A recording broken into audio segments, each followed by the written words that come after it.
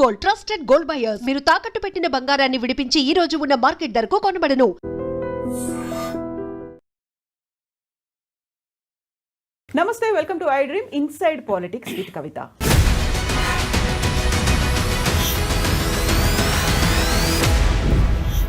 తెలంగాణ రాష్ట్ర ప్రభుత్వం కీలక నిర్ణయం తీసుకుంది. కాళేశ్వరం ప్రాజెక్టులో అవకతవకలు జరిగాయని పీసీ ఘోష్ కమిషన్ ఇచ్చిన నివేదికను బేస్ చేసుకొని సిబిఐకి అప్పగించింది ఈ కేసుని. క్రిమినల్ చర్యలు తీసుకునే తప్పిదాలు జరిగాయి అని సీఎం రేవంత్ రెడ్డి స్వయంగా అనౌన్స్ చేశారు.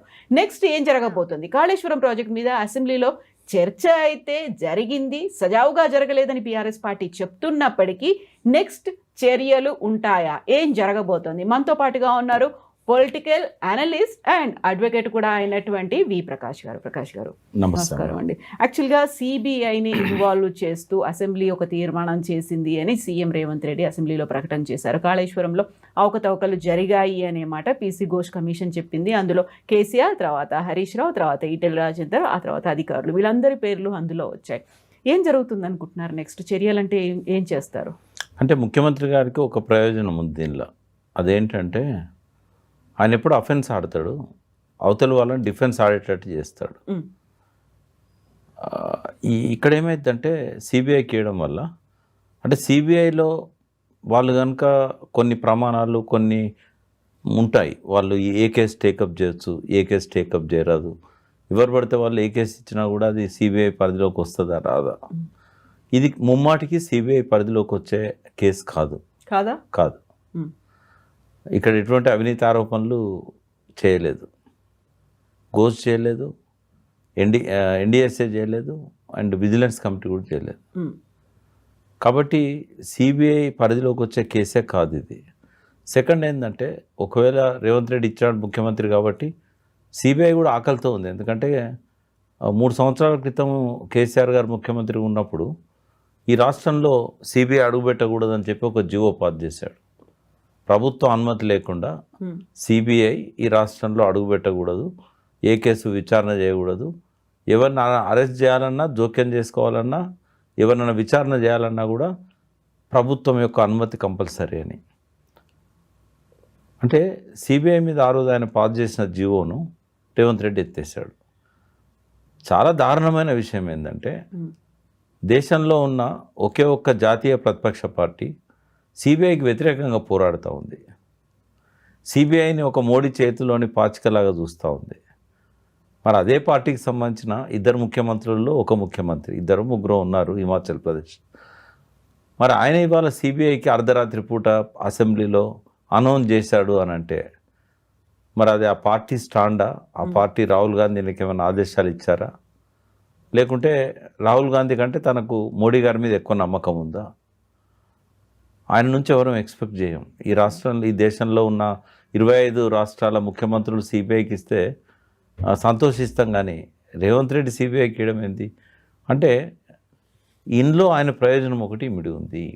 ఏంటంటే, మళ్ళీ ఎన్నికల దాకా తన హామీలను, తను ఇచ్చిన అష్యూరెన్సెస్ని ప్రజలకు తెలియకుండా చేయాలి, ప్రజల దృష్టికి రాకుండా చేయాలి, ప్రజలు ఆలోచించకుండా చేయాలి. అంటే ప్రతిరోజు ఒక సెన్సేషన్ కావాలి.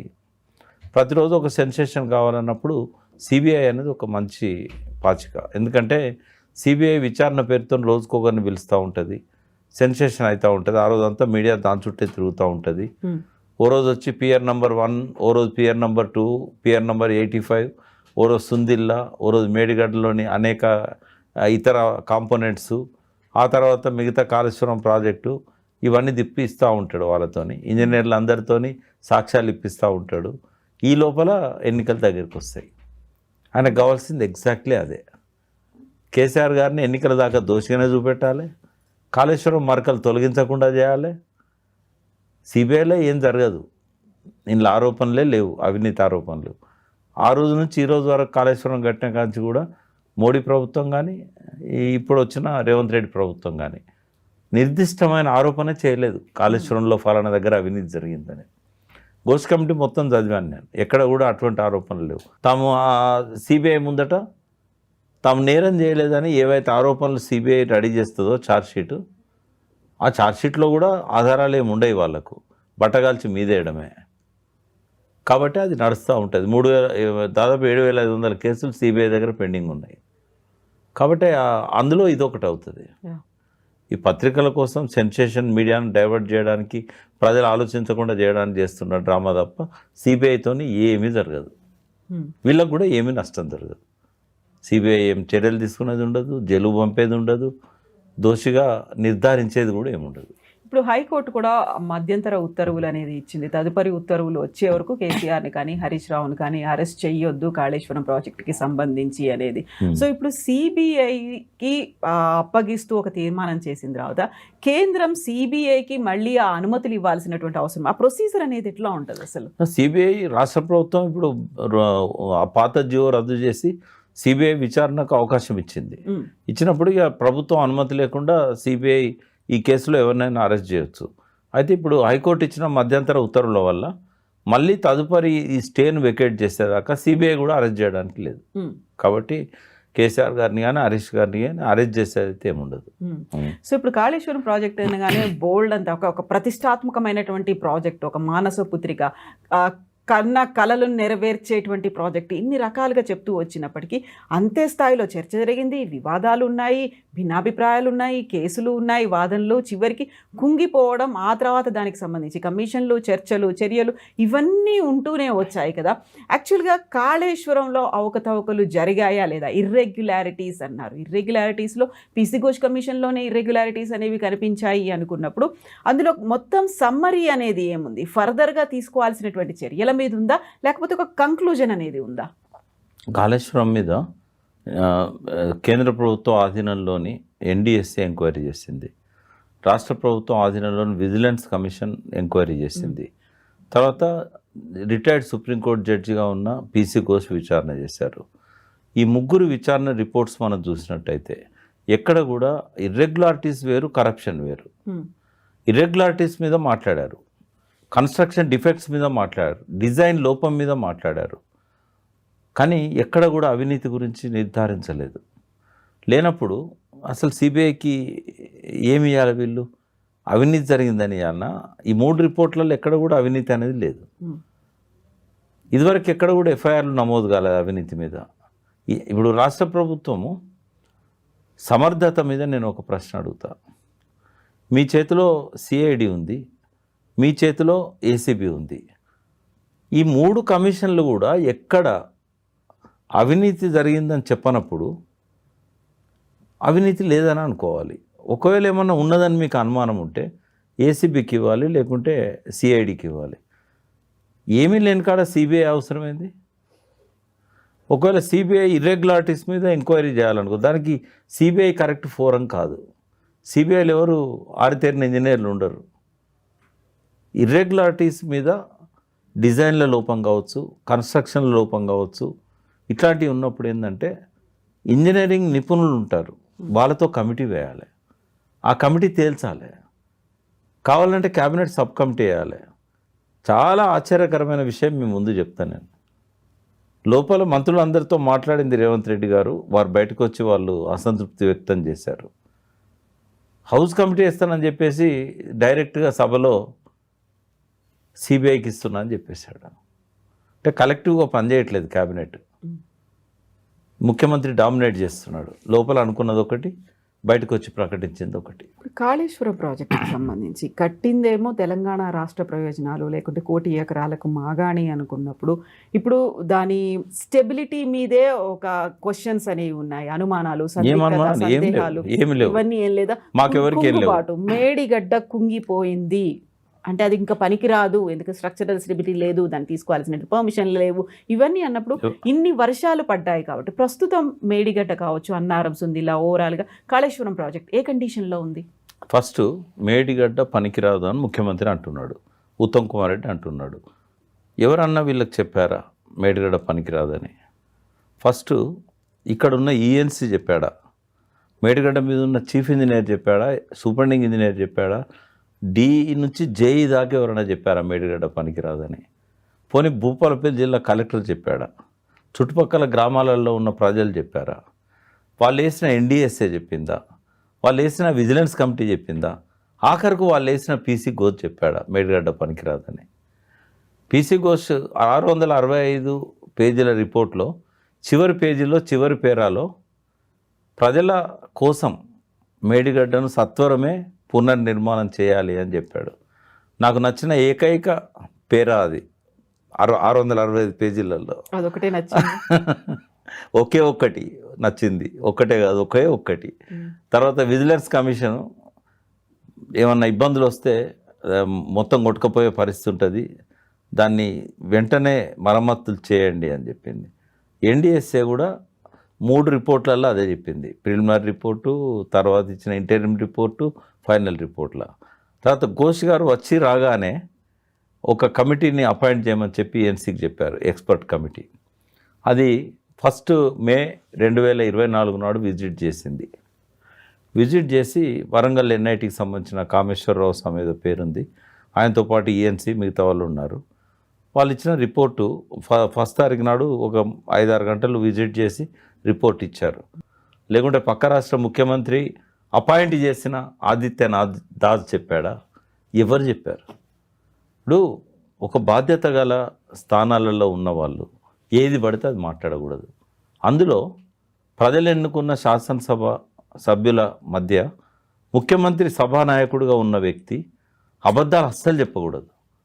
1,00,000 కోట్ల అవినీతి జరిగింది కాళేశ్వరంలో, గంగలో కలిసింది కాళేశ్వరం ప్రాజెక్టు, మేడిగడ్డ పియర్ గుంగడం వల్ల 1,00,000 కోట్లు వృధా అయినాయి. ఒక్కసారి కాదు, రేవంత్ రెడ్డి గారు ప్రతి అసెంబ్లీ సెషన్లో ఇదే చెప్పుకుంటూ వచ్చారు. దీన్ని నిరూపించగలుగుతారా? కాళేశ్వరంలో ఒక పియర్ కూలితే ఒక బ్లాక్ మార్చాలి. ఒక పియర్ గుంగినా కూడా ఆ పియరు 2 పియర్స్ అయినా 3 పియర్స్ అయినా ఒక బ్లాక్లో భాగం. ఆ బ్లాక్ పొడుగు 200 మీటర్ల పొడుగు ఉంటుంది, 20 మీటర్ల వెడల్పు ఉంటుంది, 4 మీటర్ల మందం ఉంటుంది. ఆ పియర్లో ఒక్క పియర్ పైన కూడా ఈ 11 పియర్స్ మార్చాలి. దానికైనా ఖర్చు 250 కోట్లు, లేదా బ్లాక్ మొత్తానికి, లేదా 400 కోట్లు అనుకుందాం. అది ప్రజల డబ్బు. ఎల్ఎన్టీ సంస్థ దాన్ని కట్టింది. వాళ్ళు ఏమంటుండ్రంటే ఇది ఇప్పి మళ్ళీ మేము 7వ బ్లాకును పునర్నిర్మాణం చేస్తాం, మాకు ఆదేశాలు ఇవ్వండి. వాళ్ళు 18 నెలల నుంచి ఆదేశాల కోసం వెయిట్ చేస్తున్నారు. డిసెంబర్ 7న ఈయన ముఖ్యమంత్రి అయిన కాడ నుంచి పునర్నిర్మాణం చేయాలని అన్నీ చెప్పినాయి. ఏదో ఒకటి అడ్డం పెట్టి కాలయాపన చేస్తున్నారు. ఇప్పుడు శాశ్వతంగా అంటే ప్రజల డబ్బు అవసరం లేకుండా వాళ్ళు కట్టిస్తామంటే దాన్ని అడ్డం పెట్టుకొని కాళేశ్వరాన్ని కూలేశ్వరం అని, ఇది అక్కర్రాదని, 1,00,000 కోట్లు వృధా అయినాయని, 400 కోట్లు డ్యామేజ్ అయిన దాన్ని, ఎందుకు డ్యామేజ్ అయింది అనేది వేరే సబ్జెక్టు. 1,00,000 కోట్లు ఎట్లా వృధా అవుతాయమ్మా? మేడిగడ్డ లేకపోతే కాళేశ్వరం ప్రాజెక్టు లేదా? మేడిగడ్డ లేకపోతే కాళేశ్వరం ప్రాజెక్టు పనిచేయదా? ఒకవేళ అట్లా పనిచేయదు అనుకున్నప్పుడు మీరు ఇచ్చంపల్లి గ్రీన్ సిగ్నల్ ఎందుకు ఇచ్చారు? ఇదే ప్రభుత్వం మొన్న మధ్య జలసౌధలో ఇదే నెలలో ఆగస్టు నెలలోనే ఎన్డబ్ల్యూడిఏ వాళ్ళ ఆధ్వర్యంలో ఒక టాస్క్ ఫోర్స్ కమిటీ జరిగింది గోదావరి కావేరీ అనుసంధానం గురించి. అందులో ఇచ్చంపల్లి గ్రీన్ సిగ్నల్ ఇచ్చారు. ఇచ్చంపల్లి కడితే మేడిగడ్డ శాశ్వతంగా జల సమాధి అవుతుంది. మేడిగడ్డ శాశ్వతంగా జల సమాధి అయితే కాళేశ్వరం పనిచేయదా? ఒకవేళ పనిచేయదు అనుకుంటే మూసీ నదిలకు నీళ్ళు తెస్తానంటున్నావు, ఎక్కడి నుంచి తెస్తావు? గంధమల్లకు శంకుస్థాపన ఫౌండేషన్ స్టోన్ వేసినావు, గంధమల్లి ఎట్లా కడతావు? గంధమల్లకు నీళ్ళు ఎక్కించి రావాలి. మేడిగడ్డ పియర్ కుంగిపోయిన తర్వాతనే 3 కోట్ల ఎకరాల 3 కోట్ల టన్నుల ధాన్యం ఉత్పత్తి జరిగింది కదా. ఎల్లంపల్లిలో నువ్వు పంపులు తిప్పినావు కదా, మిడ్ మానేరు నీళ్ళను రంగనాయక సాగర్కు ఎత్తిపోసినావు కదా, మల్లన సాగర్కి ఎత్తిపోసినావు కదా, కొండపోచమ్మకి ఎత్తిపోసినావు కదా. ఇదంతా కాళేశ్వరంలో భాగం కాదా? మేడిగడ్డకు సంబంధం లేకుండా శ్రీరామ్ సాగర్ ఫోర్ షోర్ నుంచి రిజర్వాయర్ నుంచి మేడిగడ్డ ఆయకట్టులో 18,25,000 ఎకరాల కొత్త ఆయకట్టు ఉంటే 5,90,000 ఎకరాలు అంటే 1/3. మేడిగడ్డకు సంబంధం లేకుండా, దిగువ గోదావరికి సంబంధం లేకుండా, మధ్య గోదావరికి సంబంధం లేకుండా, ఎల్లంపల్లి సొరంగాలకు నీళ్లు పంపకుండా, Gayatri pump house, Nandimedaram pump హౌస్లో పంపులను తిప్పకుండా, బాహుబలి పంపులను తిప్పకుండా నేరుగా 5,90,000 ఎకరాలు శ్రీరామ్ సాగర్ నుంచి నీకు నిర్మల్లో 1,00,000 ఎకరాలు, కామారెడ్డిలో దాదాపు 2.5 లక్షల ఎకరాలు, నిజామాబాద్, ఆదిలాబాద్, ఇదంతా కాళేశ్వరం ప్రాజెక్టులో భాగం. కానీ మేడిగడ్డకు కానీ, బాహుబలి పంపులకు కానీ, ఎల్లంపల్లికి కానీ, మిడ్ మానేర్కి కానీ, రంగనాయక సాగర్కి కానీ, మల్లన్న సాగర్కి కానీ దేనికి సంబంధం లేదు. ఆయనకు బాగా దీంతో ఇమేజ్ వచ్చింది. తెలంగాణ ప్రజలు కూడా అనుభవించారు ఫలితాలను. ఇలా గ్రౌండ్ వాటర్ చేతికి అందే ఎత్తులోకి వచ్చిందంటే కాళేశ్వరం లేకుండా రాలేదు. కాళేశ్వరం నీళ్లను వ్యవసాయానికి ఇవ్వడమే కాదు, వాగుళ్ళల్లో నింపారు, చెక్ డ్యామ్లలో నింపారు. తర్వాత ఎన్నో చెరువులను 3,000-4,000 చెరువులను అనుసంధానం చేశారు. డైరెక్ట్ ఇరిగేషన్ వేరు, ఇండైరెక్ట్ ఇరిగేషన్ వేరు. 17 లక్షల ఎకరాలు స్టెబిలైజ్ చేశారు. ఎక్కడి నుంచి నిజాం సాగర్ దగ్గర నుంచి మొదలుపెట్టి అప్పర్ మానేర్ దాకా, శ్రీరామ్ సాగర్ 3 దశలతో పాటుగా ఎన్నడూ నీళ్లు చూడని తుంగతుర్తి సూర్యాపేట జిల్లాకు కూడా, హుజూర్ నగర్ ఉత్తమ్ కుమార్ రెడ్డి నియోజకవర్గానికి కూడా కాళేశ్వరం నీళ్లు పోయినాయి. మహబూబాబాద్ డోర్నగల్ దాకా నీళ్లు పోయినాయి. అంటే ఇవన్నీ వాస్తవాలు. మా భూపాలపల్లిలో మానేరు దాకా, మళ్ళా గోదావరి దాకా నీళ్లు పోయినాయి. ఎన్నడూ ఎన్టీ రామారావు తవ్విన కాలువలు అవి, ఈ రోజు వరకు నీళ్లు చూడలేదు అవి. అంటే ఇవన్నీ ఒక్క పియర్ గుంగంగానే మొత్తం నాశనం అయిపోతాయి. ఈ మాట్లాడే మాటలు ఏంటి, చేసే చేతలు ఏంటి? ఇప్పుడు కాళేశ్వరం ప్రాజెక్టు గురించి చర్చ అనేది, ఆ తర్వాత సిబిఐకి అప్పగింతలు, దీని తర్వాత జరిగినటువంటి పరిణామం కవిత అని పార్టీ నుంచి సస్పెండ్, ఒకదానికి లింక్ లేకుండా జరిగిపోయినట్టున్నాయి కదా ఈ ఎపిసోడ్లో. అన్నిటికి సంబంధం ఉంది. ఉన్నాయా? ఎందుకంటే హరీష్ రావునే టార్గెట్ చేసి కవిత మొదటి రోజే మాట్లాడాల్సింది. ఆ దయాలని చెప్పినప్పుడే ఇద్దరు దయాలు ఉన్నారన్నది కదా ఆమె. కేసీఆర్ చుట్టూ దయ్యాలు ఉన్నాయి, అదే ఇద్దరు అన్నట్టు గుర్తు నాకు. మరి ఆ దయ్యాల పేర్లు ఇప్పుడు ఎందుకు బయట పెట్టింది అంటే, సిబిఐకి అవినీతి మీద ఇచ్చినప్పుడు ఆయన ఇరిగేషన్ మినిస్టర్గా అప్పుడు ఉన్నాడు కాబట్టి, ఆయన చేసిన అవినీతి వల్ల వాళ్ళ ఫాదర్కి అవినీతి అంటుతుందని ఇట్లా తీసుకున్నది.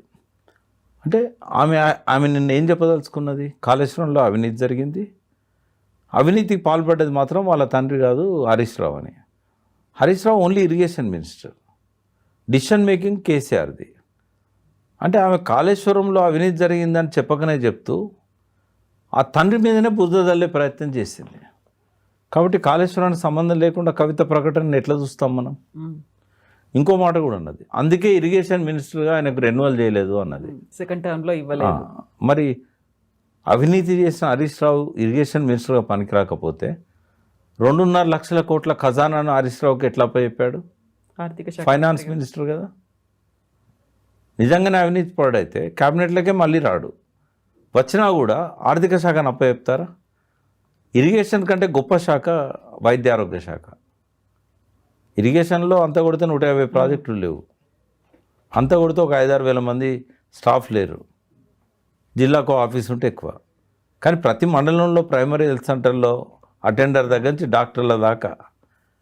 ఆయనను ఒక ఇంటర్వ్యూలో చూశాను నేను. మీరు ఎన్నోసార్లు మంత్రిగా చాలా శాఖలు డీల్ చేశారు రాజశేఖర రెడ్డి క్యాబినెట్ నుంచి, అత్యంత సంతృప్తినిచ్చిన శాఖ ఏదంటే వైద్య ఆరోగ్య శాఖ అని చెప్పాడు.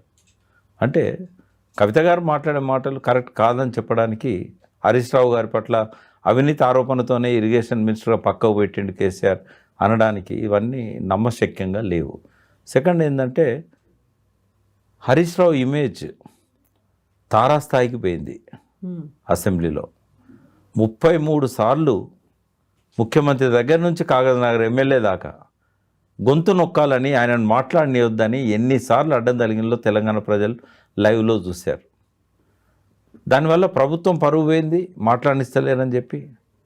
రెండవది, నీళ్ళ గురించి వీళ్ళకి ఏమీ తెలియదని చెప్పడానికి, ఏ వాగు వచ్చింది, ఎక్కడ నీళ్ళు ఉన్నాయి, అక్కడ ఎన్ని ఉన్నాయి, ఇక్కడ అన్నీ ఉన్నాయి, అసలు ఎన్ని అమాయక మాటలు మాట్లాడారంటే, మనకు సబ్జెక్టు మీద అవగాహన లేనప్పుడు మాట్లాడద్దు.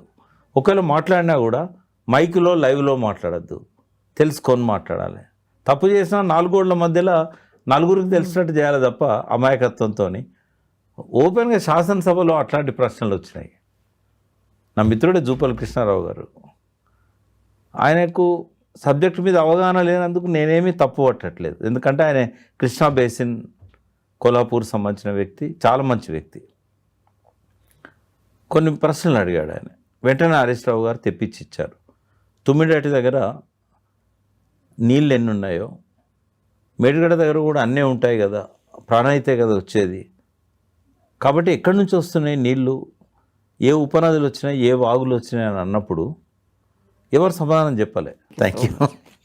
And don't forget to subscribe to iDream. And for more videos, Please subscribe to iDream. Please subscribe to iDream. Please subscribe iDream. And please subscribe to iDream. For more videos, subscribe to iDream. Please like, share and subscribe to the channel. Congratulations, iDream. Subscribe to iDream. Subscribe to iDream. so subscribe to iDream Media. iDream ki iDream team andarki huge congratulations. Please subscribe iDream Media. Please subscribe to iDream. Subscribe iDream. Please subscribe to iDream. iDream అంటే నా కళల channel subscribe చేసుకున్న నోరు తిరుగుతలేదు, మీరైతే గంట గుర్తు కొట్టండి. For more such videos, please subscribe to iDream.